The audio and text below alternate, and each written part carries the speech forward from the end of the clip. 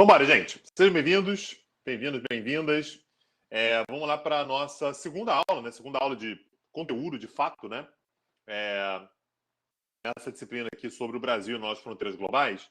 E como eu tinha adiantado para vocês na semana passada, a gente falou sobre o Brasil e o multilateralismo, né? Então esse foi o tema de abertura, enfim, o tema inicial, a discussão que a gente fez sobre, principalmente, né, para a gente conseguir fazer um debate sobre o tamanho da importância que o multilateralismo tem para o Brasil, né? Por que o multilateralismo é tão central, né, para a atuação brasileira? Por que a gente pode considerar que o multilateralismo como se fosse, né, esse foi um termo que eu usei aqui na semana passada, o ambiente natural para o Brasil, né? A gente pode dizer que é o habitat natural do Brasil, é o espaço no qual o Brasil se sente bem, é o espaço no qual o Brasil se sai melhor, é o espaço no qual o Brasil, na prática, ele consegue desenvolver melhor as suas capacidades diplomáticas, suas oportunidades econômicas.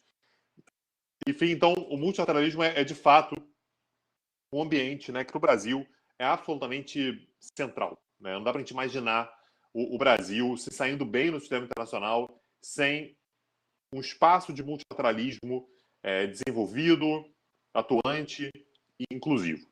Com relação à aula da semana passada, ficou uma dúvida sobre esse ponto? Aí eu vou fazer o link para a gente começar a falar sobre o tema da aula de hoje. Ficou tranquilo para todo mundo? Todo mundo entendeu o que é multilateralismo? Eu sempre pergunto isso, gente, porque às vezes a dúvida surge ao longo da semana, né? Às vezes a cabeça da gente fica trabalhando ao longo da semana e aparece alguma dúvida. Ou ficou tranquilo para todo mundo, todos bem, podemos seguir? Sim? Vamos embora? Vamos em frente? Então, beleza. Então, vamos lá. Na aula de hoje, como eu tinha antecipado na semana passada, eu queria falar com vocês sobre o Brasil e o sistema financeiro internacional. Essa é uma aula que da última vez que eu dei essa matéria, no semestre passado, eu deixei ela mais para frente. Só que, repensando a matéria, eu comecei a achar que fazia mais sentido colocar isso logo depois do multilateralismo, até porque existe uma ligação muito clara, né? Existe uma conexão muito clara. E talvez eu nem encerre esse tema em uma aula apenas, né? Talvez eu pegue 2 aulas, né? A aula de hoje, da semana que vem, ou talvez 3. Enfim, o tempo que a gente precisar. A graça dessa matéria aqui é exatamente essa, né? A gente tem um tema que está se desenrolando, né? Um tema que está acontecendo, né? E isso acaba trazendo uma... Gente, a aula que eu estava dando antes, aconteceu isso, assim, estava estourando o áudio e o vídeo estava ruim. A internet aqui está explodindo de velocidade, tá, gente? Eu estou com mais de 100 mega, mas eu vou sair e vou voltar. Da outra vez resolveu, tá? Vou sair e volto, rapidinho. You are currently the only person in this conference.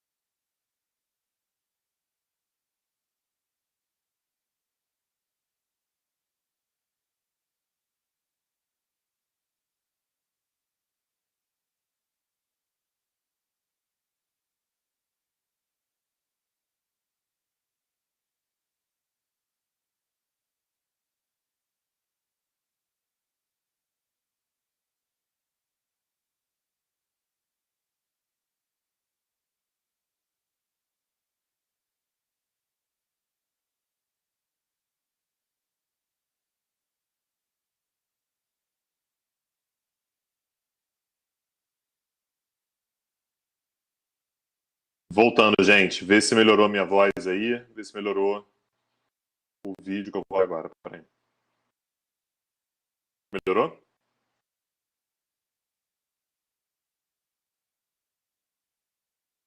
Tá melhor? Show? Melhorou? 1, 2, testando. Teste, teste. Beleza. Eu não entendo, tá, gente? Assim, eu acabei de fazer... Eu fiz o teste novo aqui. A internet está 106 MB de upload e 116 MB de download. Enfim, não consigo entender por que picota, mas deve ser alguma coisa da plataforma. Aí quando eu volto, sei lá por quê, melhora.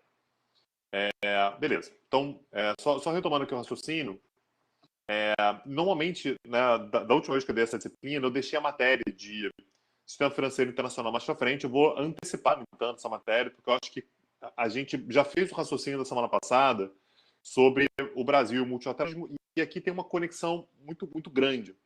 E o que eu estava comentando, né, antes de constatar o problema aqui, é que essa matéria ela tem uma particularidade pelo fato de que é uma matéria que ela está acontecendo, né? É uma matéria que a matéria não está definida ainda. Já que a gente está falando sobre o Brasil e as novas fronteiras globais, essas fronteiras globais elas estão mudando o tempo todo. Né? Eu achei uma pena, né, que você falou muito pouco de política externa nessas sabatinas que a gente tem visto no Jornal Nacional. Se eu não me engano, do Bolsonaro não se falou em política externa, né? Eu acho que não teve nenhuma pergunta que falasse sobre política externa. Talvez porque não tivesse nada para perguntar, mas, enfim, o tema não foi nem provocado. Do Ciro eu não terminei de ver. Eu vi a primeira parte e não cheguei até o final. Não sei se foi perguntado para ele, mas o Ciro não é um cara que costuma falar de política externa. Eu nunca vi ele falar sobre como é que ele pretende promover a política externa dele. Não é um grande assunto para ele. E o Lula falou ontem, né, uma última pergunta, né? O Bonner falou assim, tá acabando o tempo, mas deve fazer uma última pergunta, responde rápido. E aí foi muito rápido, mas de qualquer maneira, é um assunto que ele vai ser amadurecido ao longo da disciplina, né? Ao longo da matéria. Ele fala, inclusive, que é resgatar o legado do Rio Branco. É meio vazio isso, né? É verdade, já vi ele falar isso. Me incomodou, assim. Sei lá, cara, a política externa de 100 anos atrás. Ele vai fazer o quê? Vai definir fronteira? Eu acho muito estranha essa resposta dele, é verdade. Já vi ele falando isso uma vez, mas eu achei muito estranha a resposta dele, assim. Gente, um segundo, rapidinho. Perdão, tô tocando o telefone aqui. Jogo rápido.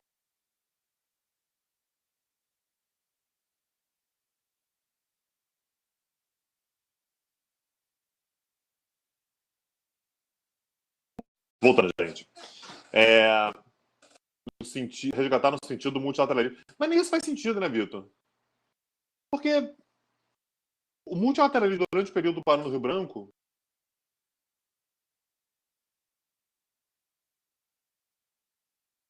O multilateralismo no período do Barão do Rio Branco era completamente diferente, né? Não tinha instituições multilaterais da maneira como a gente passa a entender hoje. Enfim, beleza. Né? O que eu acho mais importante, na verdade, é que o debate ele seja levantado, que ele seja suscitado, assim, que se fale sobre política externa. Mesmo candidatos a deputado, por exemplo, candidatos a Senado, você não tem ninguém falando que tem uma plataforma de política externa. Para não dizer que não tem um cara aqui no Rio que é candidato a deputado federal, um cara chamado André Costa, se não me engano. Acho que é isso, André Costa. E fala sobre paradiplomacia, que é um negócio que eu nem acredito muito, mas, enfim, que fala sobre alguma coisa de política externa, né, de temas internacionais. Mas, de qualquer maneira, a gente está falando sobre uma disciplina que ela vai mudar até o fim do ano. Assim, a gente vai terminar essa matéria aqui já com algum presidente eleito, quem quer que seja, né? Já tendo, portanto, algum direcionamento, algum encaminhamento de como é que vai ser promovida a política externa. Então, de fato, o Brasil ele vai mudar ou reafirmar o seu posicionamento acerca de temas internacionais relacionados à política externa, né? Como é que o Brasil se posiciona diante dessas novas fronteiras globais. Sabatino teve certa dificuldade nas perguntas, mas em termos de política externa, porque em termos de política externa, assim, eu só vi uma pergunta. O Vitor falou que o Ciro falou sobre isso, eu não sei se foi provocado, enfim, mas eu vou até terminar de assistir a entrevista do Ciro para ver como é que isso foi colocado. Enfim, mas quando a gente fala sobre o Brasil e o sistema financeiro internacional, vejo no momento os candidatos preocupados com relações tanto comerciais quanto internacionais fora dos Estados Unidos e China. Pois é, Iago, enfim, é até difícil, né? Porque quando o Lula foi presidente, ele fez uma política externa que foi muito além disso. Muito além. E também não foi um assunto debatido na campanha eleitoral de 2002. Vivamente. Não foi discutido. Aliás, política externa nunca é discutido em eleições no Brasil. Infelizmente, deveria. Tá? Mas não é. A política externa não mexe com voto. Ninguém vota por causa de política externa ou de outra. Zero. Nada mesmo. O Lula fez uma política externa que foi muito além dos Estados Unidos e China. O Bolsonaro, não. O Bolsonaro ele fez uma política externa muito travada, que ele sempre vai poder colocar a responsabilidade na pandemia. Sim, é verdade. Ele pegou um sistema internacional muito travado pelos desafios da pandemia.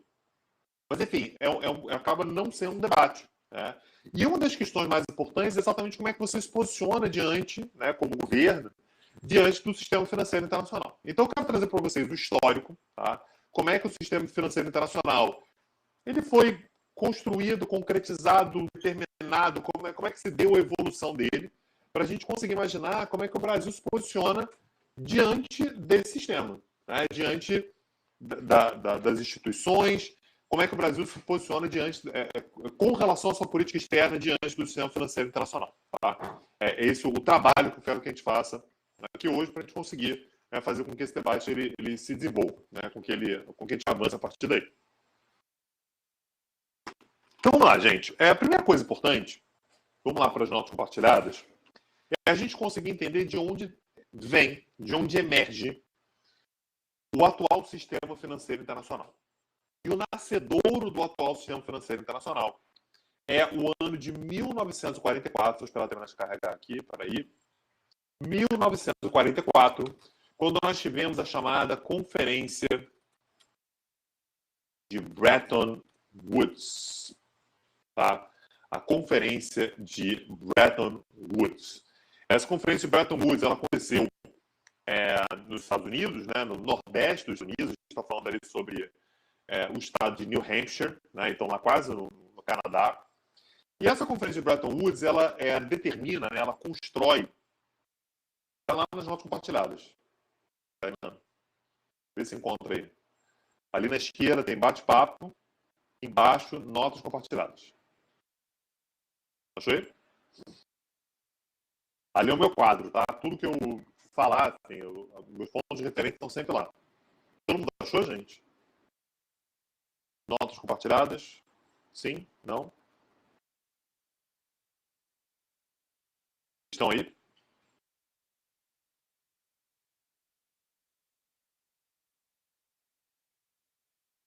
Tainan, do lado esquerdo da tela, lá em cima, tem bate-papo, notas compartilhadas. Notas compartilhadas, que está escrito lá. Diga aí, Iago.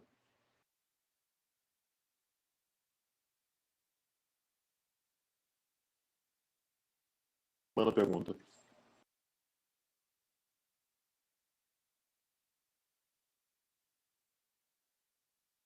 Tão importante para as relações internacionais desse período, o Tratado de Versalhes. Porra, muito. O Tratado de Versalhes cria a Liga das Nações, acaba a Primeira Guerra Mundial. Importantíssimo. Tá? Mas está falando desse período, qual período? Porque o Tratado de Versalhes é de 1919, né? Ele teve um impacto muito, muito grande na estruturação das relações internacionais do pós-Primeira Guerra Mundial. Aí depois, aqui está em 1944, não, é enorme, enorme. Se for o período entre as duas guerras, gigantesco. Enorme. Ah, não tem nenhuma dúvida disso. Sim, sem dúvida. Sem dúvida. Isso a gente vai acabar não abordando aqui, né? Assim, não é tema dessa matéria. Mas se você for fazer a matéria de história das relações internacionais, a importância é gigantesca, tá? Enorme. Tá? Beleza, seguimos. Então, 1944, todo mundo achou notas compartilhadas aí, né? Achou, Tainan? Beleza. Então, em 1944, quando a gente teve essa conferência de Bretton Woods, o objetivo era promover exatamente uma reestruturação do sistema financeiro internacional. Por que era tão importante fazer uma reestruturação do sistema financeiro internacional? Porque o sistema financeiro internacional ele estava profundamente abalado pela Segunda Guerra Mundial. Tá? A Segunda Guerra Mundial muda toda a expectativa que a gente tem acerca do sistema financeiro internacional, né? Acerca de como é que a economia vai funcionar. E, portanto, a gente precisa de um novo referencial. Então, a economia ela vinha funcionando de uma determinada maneira, por determinados padrões. Aí vem a Primeira Guerra Mundial, desestrutura tudo. Aí acaba a Primeira Guerra Mundial, a gente vai começar a tentar organizar. Aí vem crise de 29, a maior crise da história do capitalismo. Desorganiza tudo de novo. Quando a gente começa a tentar organizar de novo, Segunda Guerra Mundial. Desestrutura tudo. Então, em 1944, gente, essa conferência de Bretton Woods ela é uma conferência absolutamente central para toda a rediscussão que a gente tem que fazer acerca de como é que a economia global vai funcionar. E para isso, a gente vai, né, para buscar essa reestruturação, o que a gente vai fazer vai ser criar o chamado padrão dólar ouro. Vou tirar o padrão dólar ouro. Quem sabe o que era padrão dólar ouro? Padrão dólar ouro. Alguém sabe o que era? É muito importante conhecer, tá, gente? Isso aqui explica uma série de coisas posteriores, inclusive o próprio posicionamento brasileiro. O que é o padrão dólar ouro? Sabem? Talvez vocês tenham visto isso na matéria de economia. Tem economia política, não? Vocês fazem matéria de economia política?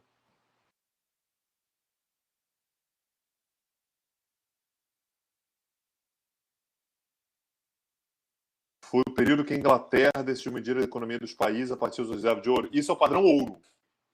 Tá? Esse é o padrão ouro. Então, o padrão ouro é o padrão anterior. O padrão ouro ele foi estabelecido a partir da segunda metade do século XIX. Tá? Então, em 1850, 60, 70. Tá? E, basicamente, o que o padrão ouro determinava é que os estados eles somente podem emitir moeda se eles tiverem reservas de ouro equivalentes. Tá?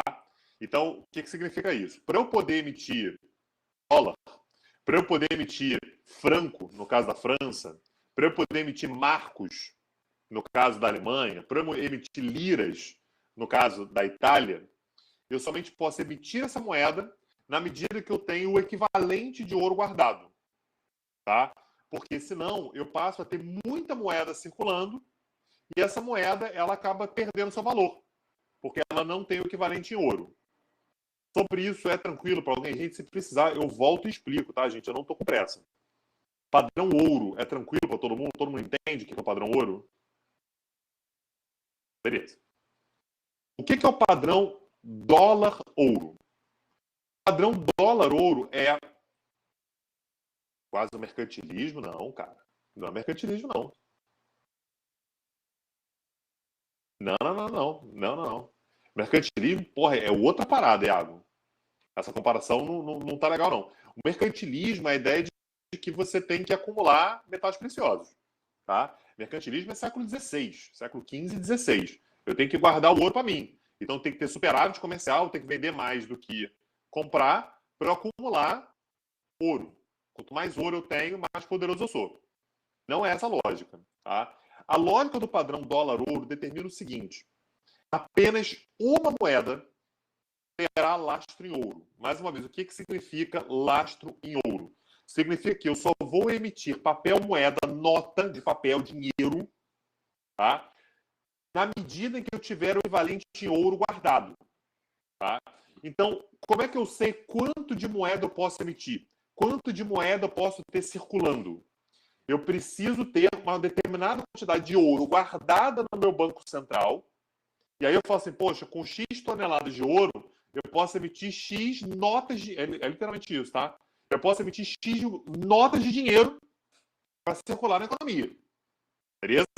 Ah, já emiti a quantidade de moeda equivalente à quantidade de ouro que eu tenho guardado. Não posso mais emitir. Tranquilo? Isso é lastro. Alguém tem dificuldade com o que significa lastro?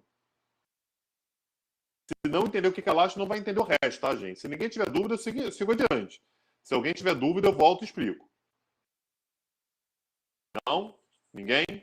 Beleza. Ao longo do século XIX, repete o que, Larissa? O que é lastro? A dúvida é o que significa lastro? Beleza. Vamos lá, gente. Eu vou fazer isso aqui lentamente, porque se a gente não conseguir entender essa parte do lastro, a gente não consegue entender o que vem depois. A gente não consegue entender o que vem depois. Tá? Então, vamos lá. Deixa eu dar aqui eu vou fazer isso sem pressa, para a gente conseguir evoluir com isso aqui de maneira mais tranquila. Durante o século XIX, o sistema que vigorava, imposto pela Inglaterra, né, determinado pela Inglaterra, era o chamado sistema do padrão ouro. O que significa o padrão ouro? O padrão ouro significa que a emissão de moeda, tá, deve acompanhar as reservas de ouro. Tá? O que significa isso? O Estado, ele só pode emitir dinheiro, moeda, sabe? Nota de R$20, de R$50, de R$100, de R$200, se ele tiver um equivalente àquele valor em ouro guardado. Por quê? Larissa, é fundamental que a gente entenda que o dinheiro, da maneira como a gente entende hoje, ele originalmente ele era como se fosse um recibo de depósito. Tá? Ou seja, eu tenho uma pepita de ouro, que vou chutar aqui o valor, tá? Eu tenho uma pepita de ouro que vale R$1.000. Tá? O que eu vou fazer com essa pepita de ouro? Eu posso andar com ela no bolso, só que ela não me serve para muita coisa, tá? Porque ela não adianta para pagar coisas pequenas, assim, não me adianta para nada. O que eu faço com essa pepita de ouro? Eu pego essa pepita de ouro e entrego para o banco.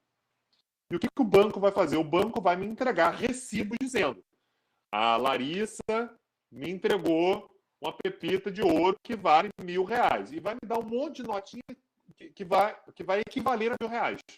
Tá? Vai me dar R$1.000 em notas de 50, em notas de 100, vai me dar uma nota de R$1.000. Sei lá. O que eu vou fazer com essa quantidade de papel, Larissa? Eu vou pagar as minhas coisas, eu vou circular com os meus recursos com essa moeda, com esse papel moeda, com esse dinheiro. Ok? Qual é a graça desse dinheiro, Larissa? Qualquer pessoa que tem esse dinheiro em mãos pode ir lá no banco para pedir o seu equivalente em ouro. Tá claro? Ok? Deu para entender isso? Beleza. Isso é o dinheiro. Dinheiro é isso. Dinheiro é uma reserva de valor que originalmente estava relacionado a alguma coisa que tem um valor real. Tipo, por exemplo, o ouro.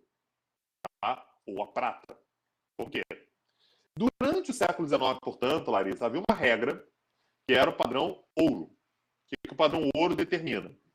Nenhum Estado pode emitir moeda sem que haja um equivalente em ouro guardado. Ou seja, o Estado ele não pode trapacear e aí ele recebe, por exemplo, uma pepita de ouro de R$1.000 e te dá R$1.000 em dinheiro. Tá? Ele não pode começar a emitir papel moeda sem que haja essa reserva em ouro. Por quê? Porque dessa maneira eu passo a ter um descolamento entre a quantidade de ouro que o Estado tem guardada e a quantidade de dinheiro que está circulando.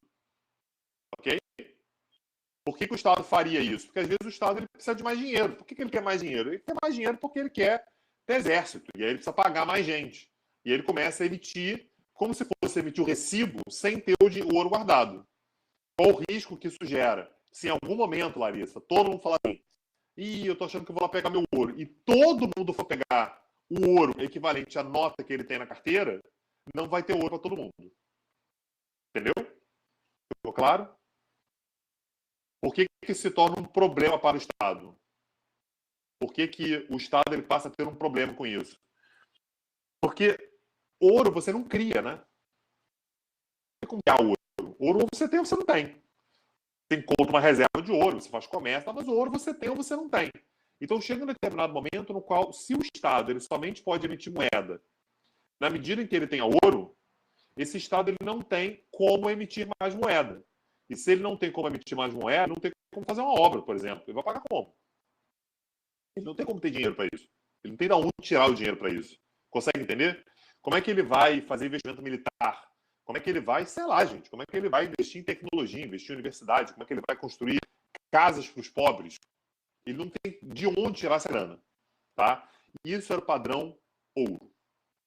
Ok? Então, a França somente pode emitir francos na medida em que ela tenha ouro guardado. A Itália é a mesma coisa, a Alemanha é a mesma coisa, o Brasil é a mesma coisa, os Estados Unidos é a mesma coisa, a Inglaterra é a mesma coisa. Tá? Mas dessa maneira você cria uma estabilidade muito grande, porque todas as moedas você tem uma certa garantia de valor. Pô, você vai me pagar aqui em Libra. Essa Libra vale mesmo? Porra, vale. Você vai lá no central e você troca isso aqui por ouro na hora que você bem entender. Ok? Só que esse sistema, ele acaba com a Primeira Guerra Mundial. A Primeira Guerra Mundial acaba com isso, porque todo mundo começa a emitir moeda sem lastro. Por quê? Porque quer fazer investimento militar. Então, eu vou gastar rios de dinheiro, mesmo que eu não tenha ouro guardado. O que eu vou fazer? É o chamado de imprimir dinheiro. O que é imprimir dinheiro? Mesmo sem ter ouro guardado, eu vou colocar dinheiro em circulação. O que vai acontecer com a minha moeda? Ela se torna mais valiosa ou menos valiosa? Isso valoriza ou desvaloriza a minha moeda? E aí, pessoal, na medida em que eu imprimo dinheiro, mesmo sem lastro, a minha moeda ela fica menos valiosa. Eu vou gerar uma desvalorização.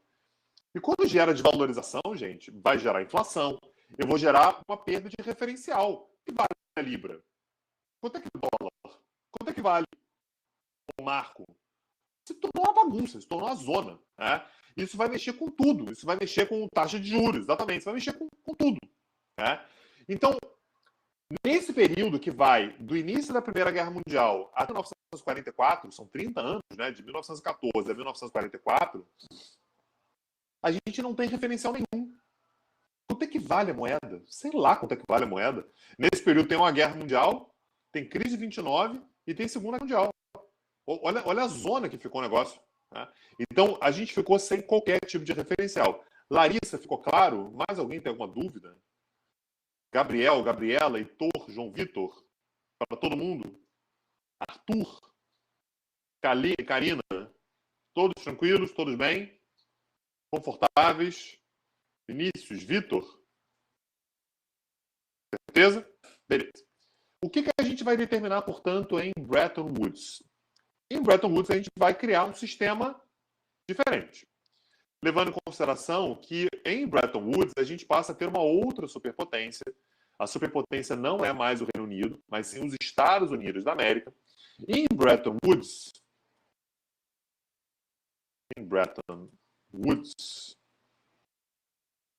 a gente vai estabelecer, vou botar aqui, 1944, nós teremos o estabelecimento do padrão dólar-ouro. Ou seja, no padrão dólar-ouro, eu vou ter apenas uma moeda que terá lastro em ouro. Que moeda será essa? Apenas o dólar. Tá? Então, segundo esse sistema, apenas o dólar tem lastro em ouro. Ou seja, o que os Estados Unidos estão dizendo é, gente, fiquem tranquilos, porque eu garanto, eu me comprometo a somente emitir dólares na medida em que eu tiver o equivalente em ouro guardado. Vocês todos podem ficar tranquilos. Mas eu garanto que eu somente vou emitir dólares tendo ouro guardado. O que eu quero que vocês reflitam é o seguinte, gente. Lá no século XIX, dava de uma certa maneira para pedir que todo mundo emitisse moeda com lastro em ouro. Só que a quantidade de ouro que existe no mundo não aumenta. Você vê isso? A quantidade de ouro que tinha no mundo no século XVI é a mesma que tem no século XX. A quantidade de ouro não aumenta. E, ora, a economia cresce, a população cresce, eu preciso de mais dinheiro circulando, mas eu não posso emitir mais moeda, porque a quantidade de ouro está limitada. Então, qual vai ser a solução? A solução é somente o dólar estará lastreado em ouro. Todo e qualquer dólar emitido terá necessariamente guardado nos Estados Unidos, lá no Fed, no Federal Reserve, que é o equivalente ao Banco Central dos Estados Unidos, o equivalente em ouro. Beleza? O Iago está perguntando, isso aí é para evitar outra queda da Bolsa como de 29? Na verdade, Iago, isso é para gerar uma certa estabilidade. Como é que você sabe se uma moeda vale muito ou pouco? Nesse momento, você se pergunta se ela está lastreada em ouro. Nesse momento, gente, em qualquer lugar do mundo, você recebe uma nota de 50 dólares e fala assim, isso aqui vale mesmo? Isso aqui, porra, é valioso. E sempre vai ter alguém que dizer, porra, vale, você está lastreado em ouro. Querendo, você pega essa nota de 50 reais, vai lá no Banco Central dos Estados Unidos e troca por ouro. Acabou. O valor está dado ali. Ah, mas eu não acredito que isso aqui vale. Então vai lá no Banco Central e troca. Pega o seu ouro. Beleza? Então é como se dólar passe a ser igual a ouro. Ora, se você gera esse nível de estabilidade, você tem algum referencial de quanto é que vale aquilo. Vale o equivalente a ouro. Tranquilo? Deu para entender?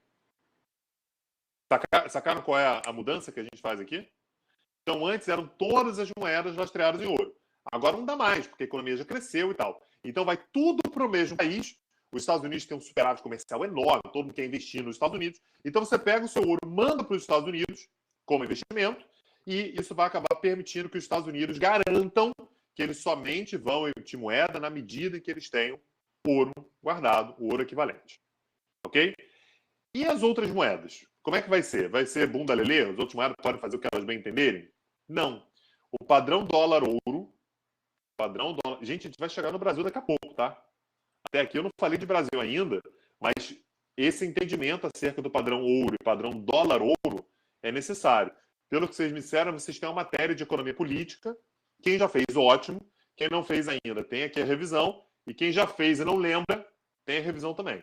Eu acho essa matéria foda, tá, gente? Essa matéria de economia política, eu acho sensacional. Não sei quem é que dá essa matéria na Veiga, mas é uma matéria que eu acho crucial, tá? Essencial para qualquer raciocínio que vocês queiram fazer acerca da economia, tá? E acerca da política também. E as outras moedas? Todas as outras moedas do mundo, tá? Todas as outras moedas do mundo serão conversíveis em dólar. Tá? Então, todas as outras moedas do mundo serão conversíveis em dólar. E terão, vamos lá, e terão, portanto, uma cotação em dólares. Ok? Então, olha como é que vai funcionar a partir de agora. Os Estados Unidos têm ouro. Dependendo da quantidade de ouro que os Estados Unidos tiverem, eles emitem dólar. Tá? É como se fosse uma árvore. O ouro é a raiz e o dólar, ele depende da quantidade de ouro. Uma raiz grande, ele pode emitir muito dólar. Uma raiz pequena, ele pode emitir pouco dólar. Tá? Mas o ouro é a base, o ouro é o que dá sustentação, o ouro é o que garante o valor. E o dólar está sustentado no ouro. Eu somente posso emitir dólar, na medida que eu tenho ouro guardado. As outras moedas, elas são como se fossem os galhos. Ou seja, todas as moedas terão uma cotação em dólar, que é o que acontece até hoje, né? Como é que a gente sabe se o real valorizou ou não? A gente não pensa no real em relação ao peso argentino, a gente não pensa no real com relação ao ouro. A gente pensa no real relacionado ao dólar. Consegue perceber isso? Ok? Então, a gente passa a ter a lógica da conversibilidade. Então, quanto é que vale o real? Eu não sei quanto é que vale o real relacionado à moeda chinesa. Não interessa. O que interessa é o real vale 5 dólares. O real vale 2 dólares. O real vale 10 dólares. Esse é o meu referencial. Beleza? E a questão é, essas moedas, elas podem mudar de valor o quanto os estados quiserem? Nessa época, por exemplo, eu posso pegar a moeda brasileira e valorizar, desvalorizar, valorizar, desvalorizar? Não. Porque se eu começo a mexer muito no valor das outras moedas, eu acabo mexendo no valor do próprio dólar. E se eu mexo no valor do dólar, eu estou mexendo no ponto de estabilidade. Então, o dólar se torna o ponto de estabilidade da economia global e as outras moedas, portanto, elas passarão a ter um valor relacionado ao dólar. E isso vai dar uma certa estabilidade para as outras moedas. É uma lógica muito inteligente, tá, gente? Pô, como é que eu sei se a moeda brasileira vale muito ou pouco? Ela tem valor de real? Olha, ela não está lastreada em dólar. Perdão, ela não está lastreada em ouro. Mas ela tem uma relação com o dólar e o dólar está lastreado em ouro. Então, indiretamente, ela tem um valor que a gente consegue mensurar. Eu consigo saber quanto é que aquilo ali vale. Podemos chamar o dólar de eixo zero, ou eixo principal monetário. convenço esses termos não, Iago, mas dá para falar que o dólar é o eixo da economia global. Tá? É como se fosse a reserva de valor. É o referencial de valor global. Todo mundo junto. Alguém não entendeu? Temos que a Verônica usou. Se a Verônica usou, tá certo, tá, gente? A regra é, a Verônica falou alguma coisa, a Bia usou alguma coisa, um termo, tá certo. Sempre. Tá? Então, sim, dá para falar assim.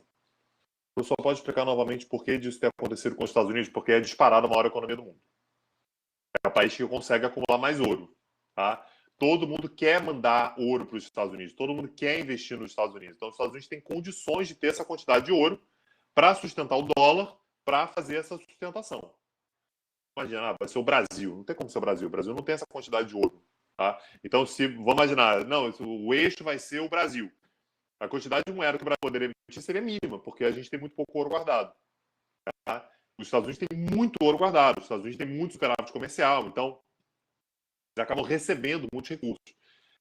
Na prática, Gabriela, é um reflexo do poderio americano. Os Estados Unidos são a maior economia do globo nesse momento. Então, naturalmente, eles acabam dando uma centralidade para a moeda deles. Tá? Deu para entender?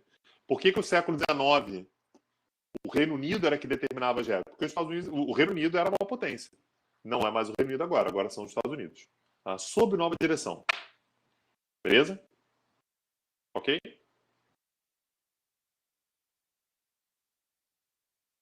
É o famoso, quem falou que a boca é tua? Pegaram a referencial? Por favor, tem um pega a referência. Quem falou que a boca é tua? Alguém? Não? Ninguém?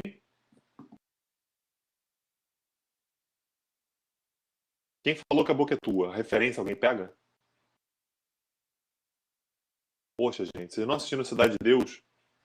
Faz o seguinte, para a aula aqui agora, para a aula agora, e vai assistir Cidade de Deus agora. Tá? Agora, tipo, imediato.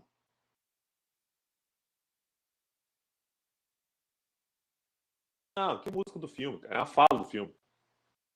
É a fala do filme que você repete. Pensando em outras coisas, tá vendo? Aí é a mente perturbada de quem não viu Cidade de Deus. Todo mundo tranquilo, gente? Está aqui? Ok? Então será criado o padrão dólar-ouro. Alguém tem dúvidas sobre o padrão dólar-ouro? Ficou claro para todo mundo o que é o padrão dólar-ouro? Beleza. Sigamos. Esse padrão dólar-ouro, gente, ele vai durar por algum tempo.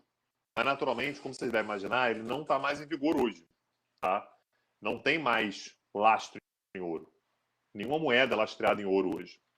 E por quê? Assim, qual é o contexto no qual o padrão dólar-ouro ele vai ruir? Ele vai deixar de existir?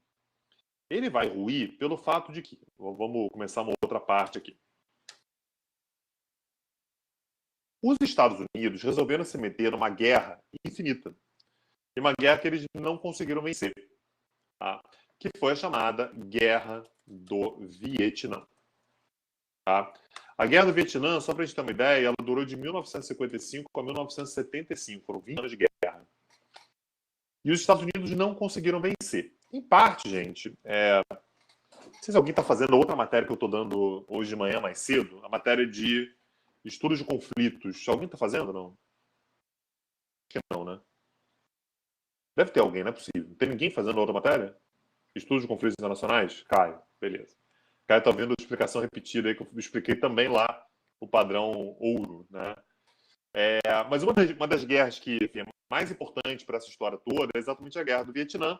E a Guerra do Vietnã, os Estados Unidos tinham a ideia de fazer uma guerra rápida. Fazer uma guerrinha rápida. A gente vai lá no Vietnã, acaba com os comunistas de lá, né? Dá uma volta na galera lá que é comunista, que não gosta da gente e tal, e a gente, domina o cenário asiático. E é isso, vamos fazer uma guerrinha rápida. E os Estados Unidos foram tendo derrota atrás de derrota. Assim, tudo quanto é batalha que eles tentavam, perdiam tropas, perdiam soldados, perdiam pontos de estratégia e tal. E quanto mais difícil estava a situação, mais os Estados Unidos sentiam necessidade de ganhar. Então, mais eles investiam na guerra. E eles faziam um investimento enorme. Aí, sabe, tinha um problema de novo. O que eles faziam? Porra, agora vamos fazer o seguinte: vamos mandar, porra, ainda mais recursos, ainda mais soldados, ainda mais dinheiro, ainda mais arma, que a gente resolve logo. E faziam de novo e perdiam de novo. Foram 18 anos fazendo isso. Tá? Entre 1955 e 1973, os Estados Unidos mandaram uma quantidade de dinheiro para a guerra do Vietnã, que é um negócio inacreditável. Né? Inacreditável. E aí, gente, isso começa a trazer um problema, né? Porque lembra que no padrão dólar-ouro, os Estados Unidos somente podem emitir dólar na medida em que eles tenham o equivalente em ouro. Só que se você começa a ter muito gasto com a guerra do Vietnã, você tem um crescimento populacional grande, ou seja, tem mais dinheiro que precisa circular.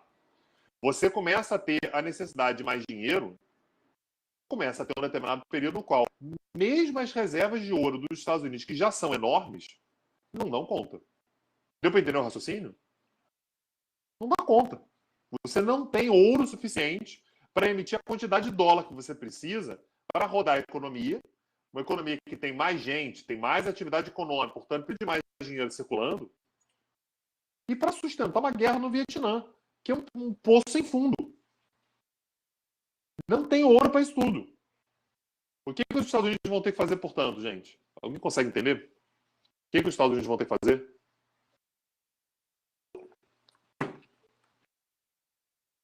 Alguém pega aí?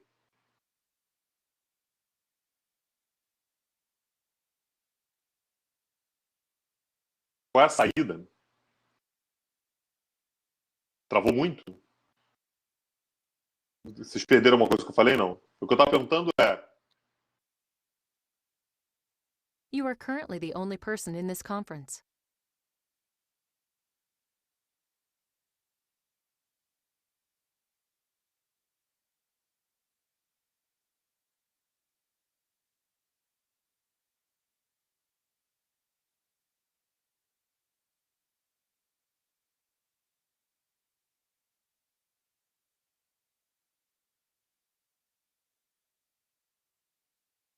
Voltando.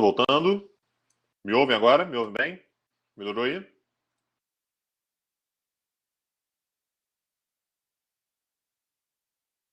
Melhorou? Beleza. A pergunta que eu estava fazendo é: os Estados Unidos têm uma promessa, lá de 1944, de só emitir moeda na medida em que eles tiverem ouro guardado. Agora eles precisam de muita moeda, porque a economia cresceu, a atividade econômica aumentou, tem mais gente precisando usar dólares, usar moedas nas suas transações cotidianas, nos seus investimentos, nas suas empresas. E os Estados Unidos têm uma guerra que não acaba no Vietnã. Uma guerra infinita, uma guerra interminável. Qual a solução para os Estados Unidos, gente? O que vocês imaginam que os Estados Unidos possam fazer na década de 1970 para lidar com isso? Eles vão precisar acabar com o padrão dólar-ouro. Tá? Então, o que vai acontecer, vamos lá para os nossos compartilhados de novo, é que no ano de 1973,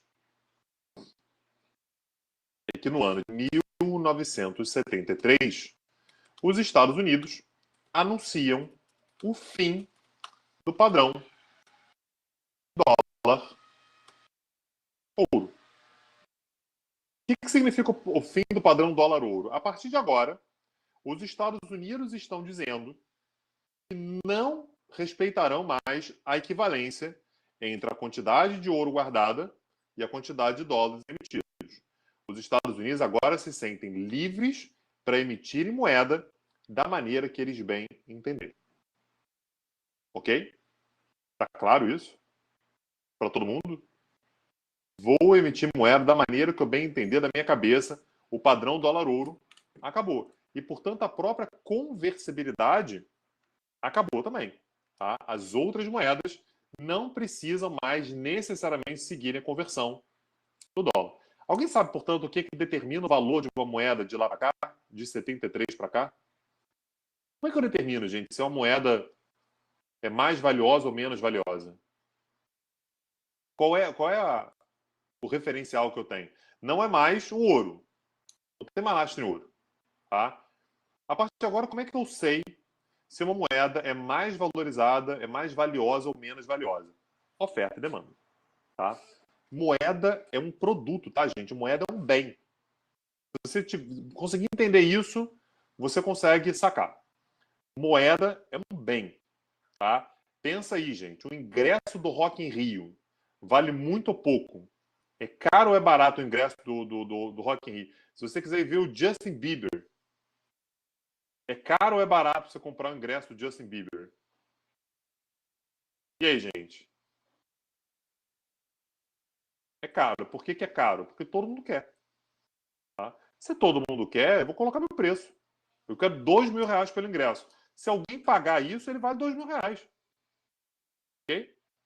Quanto é que custa para você entrar num show de uma banda que ninguém conhece? É barato, porque, porra, ninguém conhece, ninguém vai querer. Ah, é barato, você vai pagar R$ 15 no ingresso. Certo? Oferta e demanda. O dinheiro ele se torna isso também.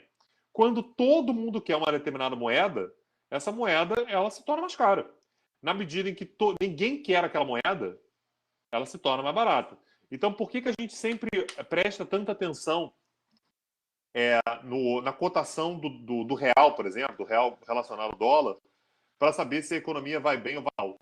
Porque no momento no qual a economia brasileira é promissora, tem muita gente querendo trazer o seu dinheiro para o Brasil, ou seja, comprar reais.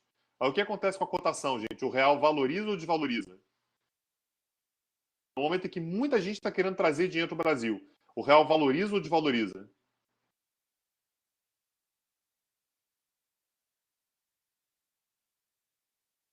Desvaloriza? Tem muita gente querendo vir para o Brasil. O real valoriza ou desvaloriza? O real valoriza. Tá? Se tem muita gente querendo o real valoriza. Se a economia brasileira está em frangalhos, não tem perspectiva, está todo mundo querendo tirar o dinheiro do Brasil. Eu quero vender. O que acontece com a moeda? Ela desvaloriza. Certo? Então, a moeda, a partir de 73, ela passa a ser um bem. Ela é um produto que você pode comprar e vender, e a cotação dela vai ser dada pelo mercado. Tá? Se existe uma percepção de que uma moeda é valiosa, todo mundo quer comprar aquela moeda, ela valoriza. Se tem a percepção de que não, que vai dar problema, que aquela economia não vai bem, ela desvaloriza. Ok? Simples assim. Até que tá claro? Ok? Dúvidas? Todo mundo junto? Beleza? Gabriela, entendeu? João Vitor? Jonathan, da nova geração. Já ouviu essa música, Jonathan?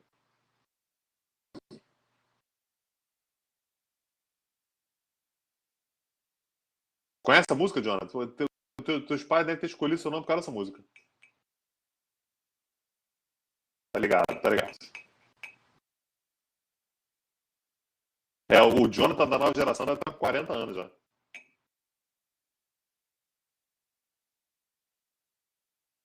Mais ou menos da época da Chatuba de Mesquita. Chatuba de Mesquita se conhece? Não, ninguém conhece Chatuba de Mesquita? Não é, o horário não é apropriado. Ah, conhece. Ah, não, então beleza. Não, eu estava preocupado com isso.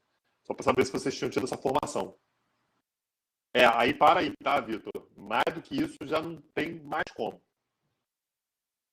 Ou 23, tá, Iago? Sei lá, acho que 22 talvez seja cedo ainda.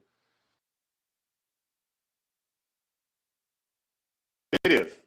Então, saindo de Bretton Woods, chegando até Chatuba de Mesquita, todo mundo tranquilo.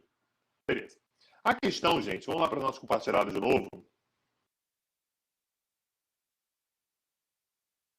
é que os anos 1970, em parte por conta desse fim do padrão do ouro, é um período de intensas crises econômicas. No mundo todo, tá, gente? O mundo todo vai passar por um período economicamente muito difícil, muito complicado. A gente, inclusive, teve a ilusão de que o Brasil estava bem na década de 70, né? A economia brasileira estava crescendo e tal. Mas o Brasil, na verdade, ele forçou a barra para continuar crescendo, né? A gente tinha um período que era uma ditadura militar, então o que o Brasil fez foi se endividou loucamente para continuar com a lógica de crescimento econômico. O resultado veio na década de 80, né? Na década de 80 o Brasil vai quebrar, porque a dívida está tão alta que ele não consegue manter o crescimento e meio que retrocede tudo aquilo que cresceu na década de 70. Então não adianta. Então a década de 70 é uma década muito difícil para a economia global, a economia mundial. Ela vai sofrer muito. E aí, gente, com essa crise econômica da década de 70, duas propostas, duas sugestões vão emergir. Tá? Como é que a gente soluciona os problemas econômicos da década de 1970? De um lado, a gente vai ter a criação de um grupo chamado de G24. Tá? O G24 foi um grupo criado no ano de 1971 e reúne basicamente estados periféricos. Alguém sabe se o Brasil fazia parte do G24? O Brasil estava no G24? Alguém já ouviu falar nesse grupo, sabe se o Brasil estava? Vou dar uma dica para vocês, tá, gente? A nova moderna aí é a primeira grande lição dessa disciplina. O Brasil está em todas.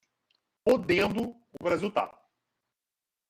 Ah, pode aparecer, o Brasil aparece. Ah, vai ter buffet livre. A gente está dentro.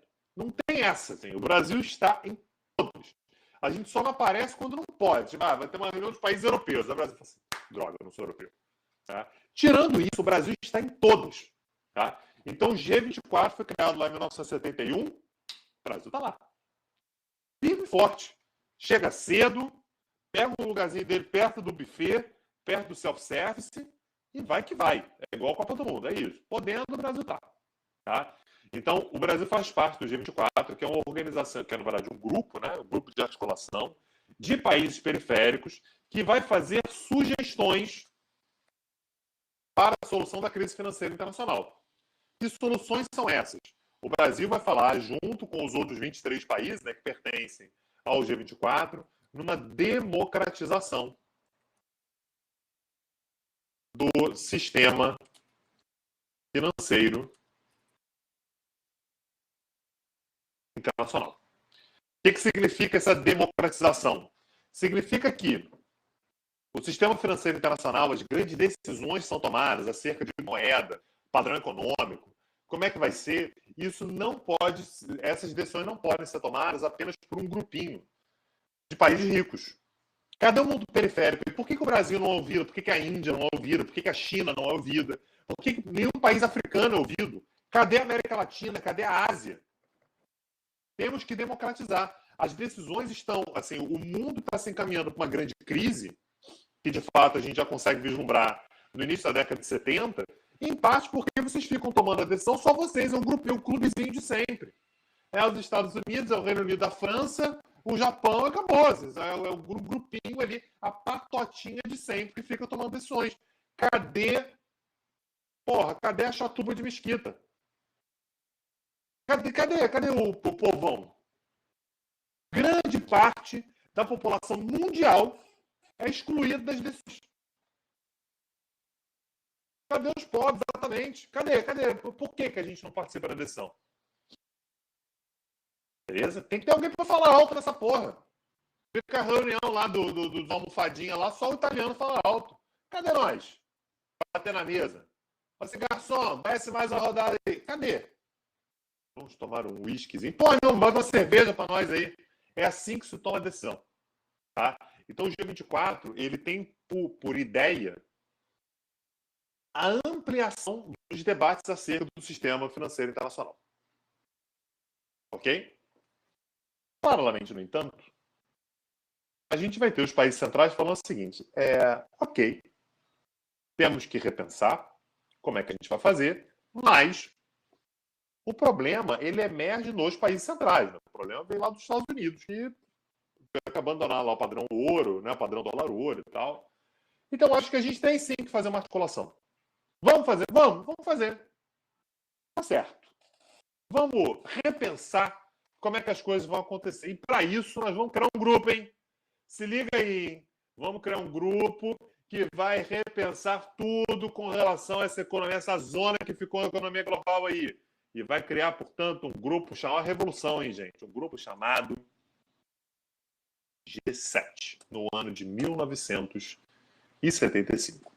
Quem são os integrantes do G7, gente? Quem são os membros do G7? Consegue de cabeça aí? Beleza, quem são? 7 maiores economias do mundo. Quem eram à época, né? Não são mais as 7 maiores economias do mundo hoje, mas quem eram as 7 maiores economias do mundo naquele tempo? Conseguem, gente? Não deixa o Iago falando sozinho, não, gente. Ajuda aí. Quem são?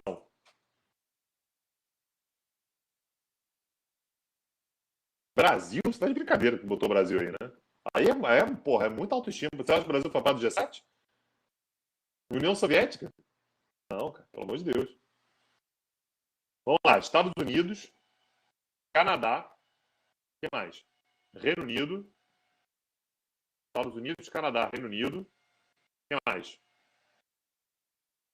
Itália, França, faltam 2. Alemanha, faltando só 1. E Japão. Tá? Então vamos escrever isso aqui, notas compartilhadas. O G7 será criado, incluindo Estados Unidos, Canadá, Reino Unido, França, Alemanha, Itália e Japão. Tá? 3, 4, 5, 6, 7. Esse aqui será o G7. E eles vão passar a se reunir de forma sistemática para discutir entre eles as soluções para as crises financeiras internacionais. E aí o G24 fala assim, vocês só podem estar de sacanagem comigo, né? Vocês só podem estar de sacanagem. Vocês ficam fazendo merda aí e a crise afeta todo mundo. E vocês querem discutir somente entre vocês, aí o G7 fala assim, eu quero discutir só entre a gente. Não é incluindo pobre na discussão. Pobre atrapalha, né, gente? Pobre fala alto, aí, sabe? Quer zonear. Não. Só entre a gente. Só entre a gente. Não vamos chamar porra nenhuma, não. Vamos discutir entre a gente fala baixinho, a gente resolve aqui entre a gente. E somente comunica aos outros. Não teve nenhuma intenção de expandir esse debate para além desses 7 países. Beleza? Então, aqui é importante, gente, porque isso aqui eu vou deixar a continuação para a aula que vem. A gente vai perceber que o Brasil é um país que, desde lá na década de 70, tem uma postura muito crítica a essa ideia de uma discussão muito circunscrita a alguns poucos países. Precisam criar essa discussão. Então, esse é um posicionamento que o Brasil vai ter desde muito tempo atrás, né? Essa ideia de que o mundo periférico precisa invariavelmente ser incluído nas grandes discussões. O Brasil é um membro muito ativo do G24 e, portanto, vai tampar na porrada com a galera do G7 e esse vai ser o tema da próxima aula que a gente vai começar a trazer para um momento um pouco mais contemporâneo. Tá claro, pessoal, até aqui? Deu para entender? Padrão ouro, padrão dólar ouro, G7, Bretton Woods, G24. Todos juntos? Hashtag sextou. Diga, Vitor.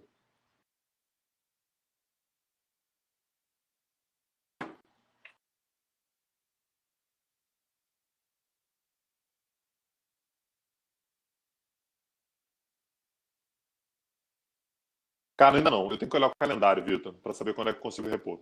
Mas eu falo sobre isso na segunda-feira, a gente fala sobre isso. Tá? Eu acabei de receber uma proposta de emprego aqui para trabalhar na Amazon, cara. Trabalhando de casa, olha aí. Posso trabalhar em meio período, 10 a 20 minutos por dia, para receber entre 100 e 800 reais. Muito bom, né? Caramba, muito bom a proposta de emprego. Só aceita maiores de 20 anos. Aí também, porra, não é zona, não.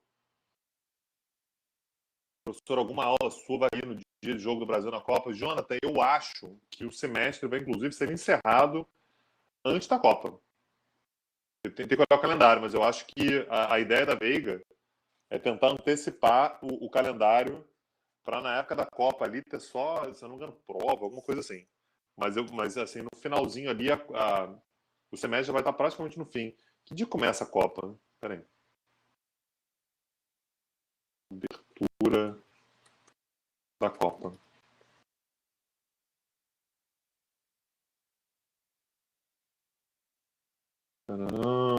21 de novembro. Já vai estar encaminhando para o fim. 21.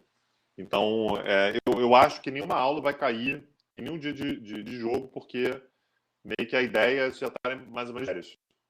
Tá? A ideia é, tipo, correr, então, para que isso não seja um problema. Tá? Tranquilo, pessoal? Dúvidas, questões? Nada? Beleza. Semana que vem, estamos aí. Diga, Iago.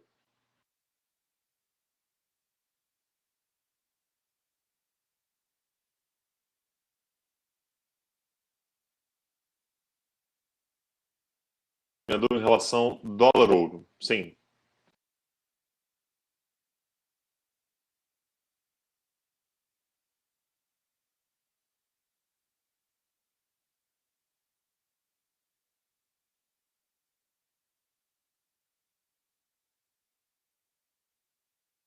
Ele acabou porque RUA é o quê? Reino Unido? Estados Unidos. Precisavam investir mais na guerra do Vietnã. Iago, acabou porque não tinha como manter a equivalência entre dólar e ouro. A guerra do Vietnã, ela agravou muito isso, mas o fato é que os Estados Unidos precisavam emitir mais moeda. O próprio crescimento populacional já aumenta isso. Você ter você garantir que você vai ter pouco dinheiro circulando, porque necessariamente a grana que você tem circulando está lastreada em ouro, é uma coisa se a sua população é de 100 milhões de habitantes. Ela já é outra coisa se a sua população é de 200 milhões de habitantes. Não tem como, assim, é mais gente precisando de dinheiro, é mais atividade econômica, tem mais indústria, tem mais comércio. Você precisa de mais papel moeda. E você não pode emitir porque você tem aquela quantidade de ouro. Você imagina quando você precisa fazer um investimento militar do tamanho que era feito para a Guerra do Vietnã. Então é um conjunto de coisas, mas a Guerra do Vietnã é mais um elemento. Ok? Tá claro? Mais alguém, gente? Nada? Beleza. Semana que vem, estamos aí, gente. Valeu. Tchau, tchau.